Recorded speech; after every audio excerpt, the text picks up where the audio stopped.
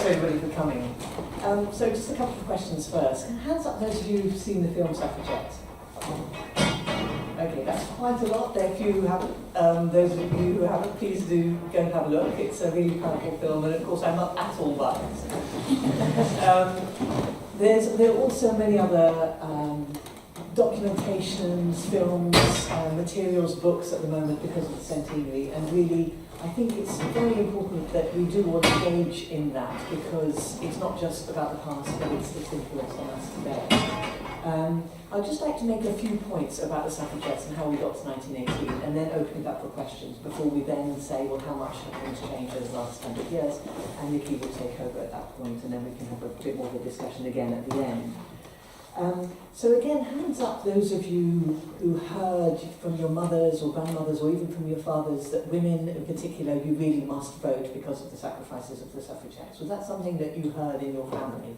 Hands up if that's a story. I'm seeing a few. Not, yeah.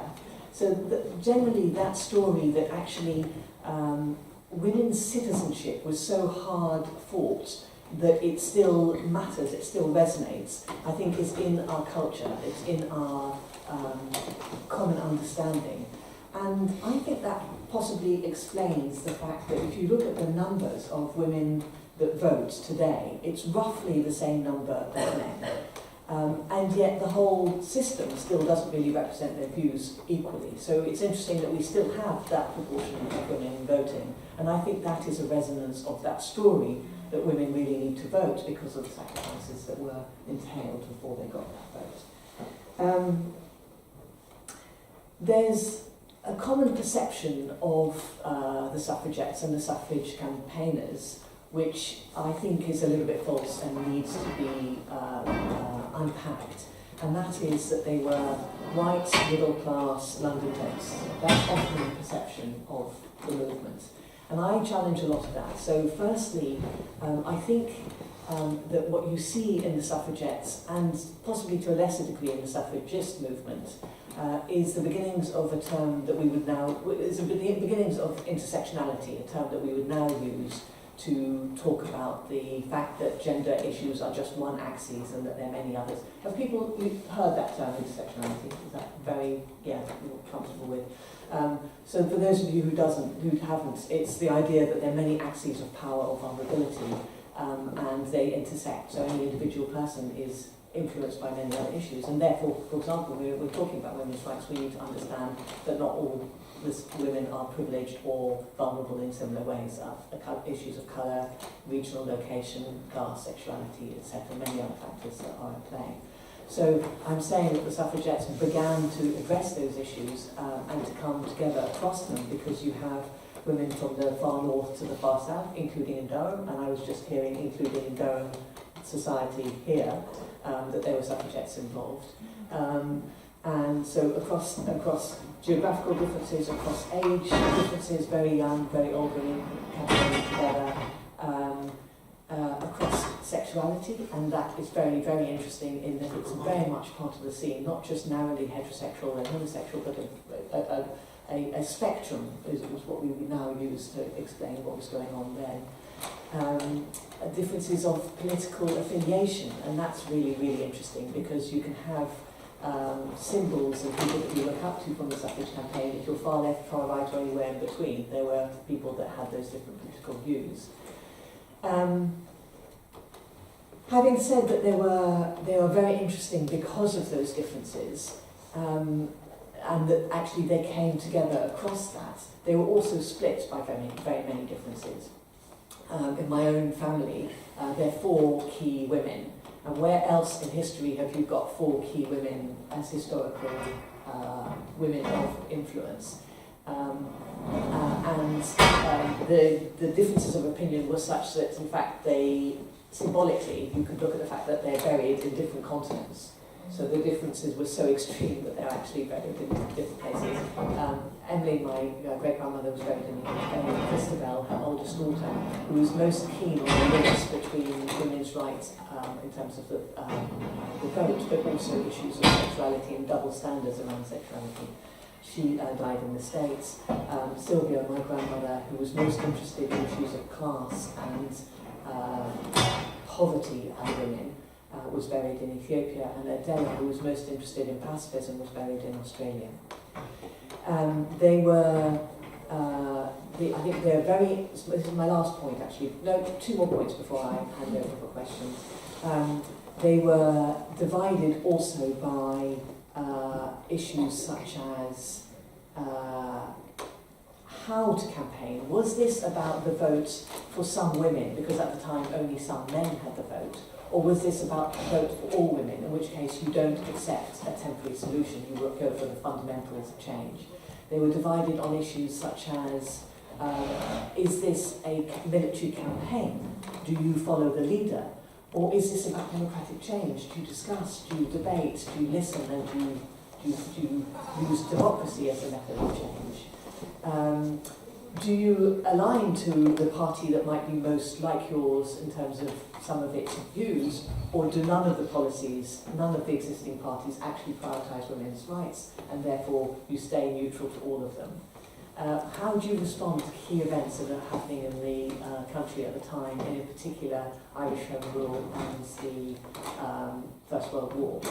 So really interesting in that although I've presented a story where women across many differences come together to fight incredibly effectively, they're also divided fundamentally in many issues which carry through the ages even to today.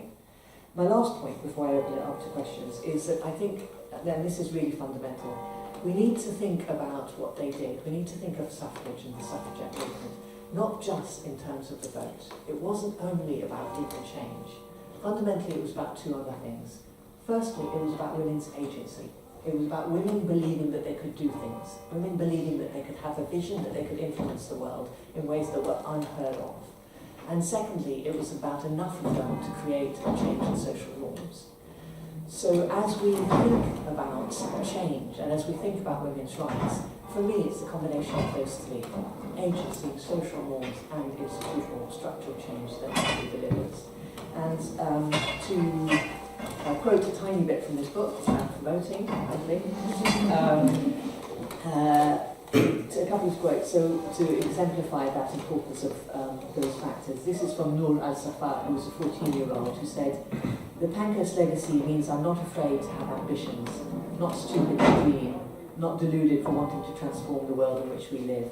They taught me if they can make it possible, I can make it possible." And that speaks to the idea of individual agency and role models that women have provided then and continue to allow women to think differently about their possibilities, their aims. And the second is a quote from Lady Rhonda, and what she said at the time was the vote was really a symbol, and the militant fight itself did more to change the status of women because it did more to alter our opinions of ourselves than ever the votes did. In actual fact, in those years we were changing the attitude of a country, nay, of the world. That was infinitely worth the doing. Alter a nation's habit of mind, and the laws will alter themselves. So, we'll stop there. Are there any questions at all from any of you about that, how we got to 1918 and or suffragettes, any of that? And then we can take a few questions before we move on to how much things have or haven't changed in the past. Any questions? Yes. It's actually Lisa College. I listened to a BBC history podcast the other day, and there was a discussion about whether the suffragists and suffragettes, not suffragists, can be classed as terrorists because of their acts of violence. And I was just wondering what you think about that. So that's quite controversial. Okay, lovely question.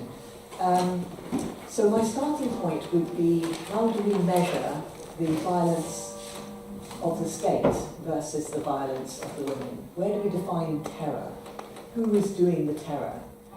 Bearing in mind that this was a liberal state that refused to allow women the legal mechanisms for voicing their rights as citizens.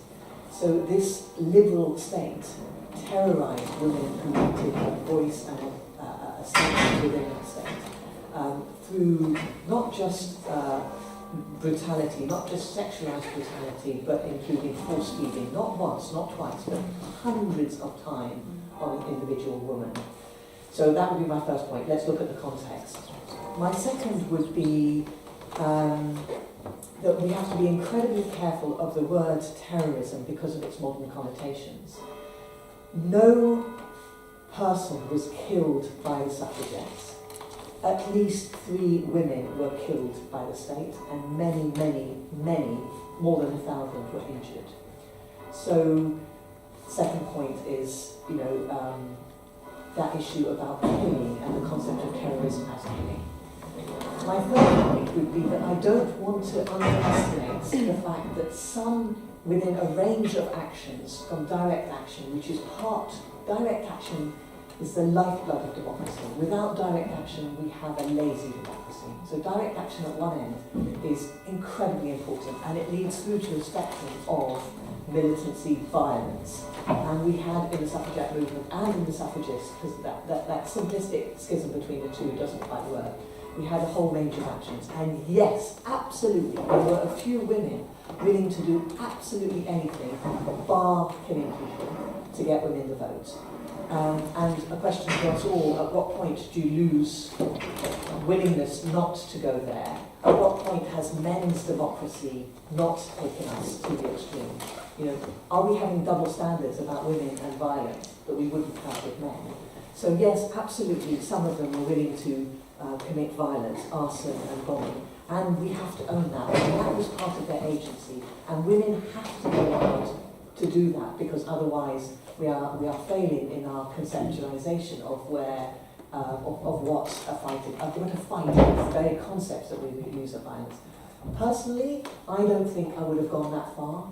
I think, but I'm interested in the range of actions that people would have done, and I admire those who would have gone that far. And actually, push comes to shove, after that wire had been passed down my gullet more than 200 times, maybe I would. Sorry, a long question, a long answer, but a really interesting question. You asked it, and what's your take on it, Helen? I think it's difficult, and what I liked about the discussion is that it makes you ask difficult questions about terrorism and what it does, because, obviously there's that phrase, it's like one man's terrorist is another person's freedom fighter, and I think it's kind of the same thing. And again, I think it is interesting that there was a discussion about the fact that there was almost an encouragement to use violence because it was so shocking because they were women. So again, that's sort of challenging the gender perception. So I think, again, sort of by definition, some of the things they did could be considered acts of terrorism, but again, you have to look at it differently because of the situations that they were facing. But yeah, it's interesting. Any further questions, please? Well, from University College. I wonder, could you tell us a little bit more about your work in Ethiopia, and whether you had a particular backlash or opinions there, and what kind of challenges you had in your work there? Okay, shall I answer that question, and then in a way we're moving forward, so that's a nice transition to the work, how much things have changed since then. I've worked in a number of different countries internationally, and I've worked in both international development and also with a focus on women's rights. And I've loved the combination because there is a danger in international development of thinking rather paternalistically that we have those poor countries, we are a developed country, we will fund and we will resolve the problems in those developing countries. And although many international development campaigners and people who work in that field would say we're trying not to do that, there is a default mechanism which often ends like that. There's something about women's rights that stops you from doing that. You cannot do that. So, for example, if you look at which countries have achieved the most in terms of female representation, does anybody know which country's got the highest level of female representation in politics? I defer to my... Is it Rwanda? It's Rwanda, country in Africa. Which country has got the second, which is the second country? It's a country in South America. So Africa, South America as the countries that have achieved the most in terms of actually in Ethiopia it's higher than in the UK. You then have to ask questions. How powerful is the parliament in Rwanda? Or is power held by a single man? So it's more complicated than that. But I raise that as an example of the fact that I think that gender relations are complicated and no country has resolved it, and it's a question of resolving some of these issues globally. because I was born in Ethiopia, I've got very strong links to it. When I am working on women's rights issues and on development, I feel I've got one foot in each of the world. I speak the language perfectly. So people see me as an insider, outsider. I'm very aware of the cultures, of the social norms, and how you can change things. And coming back to my points about the three, what I find is works best in terms of both international development and women's rights is when you understand the linkages between agency, social norms and structural change. So for example, we're working on one project which is Gates funded, which is looking at why young girls stop going to school, get married, have kids when they're aged 12, 13, with the cycle of poverty that follows. And what we're looking at is, can we work with the girls in school clubs and out of school clubs? Can we work with the social norm holders, with the mothers, the mother-in-laws, the priests, etc., who change attitudes around early marriage and that kind of thing? And do we work with government to change their approach to understanding that there's this pivotal period? If you support girls to continue at school between the ages of about 14 to 18, many problems are resolved. But they don't get to 14. There's a cliff there. And so working with that age group is really, really pivotal. Any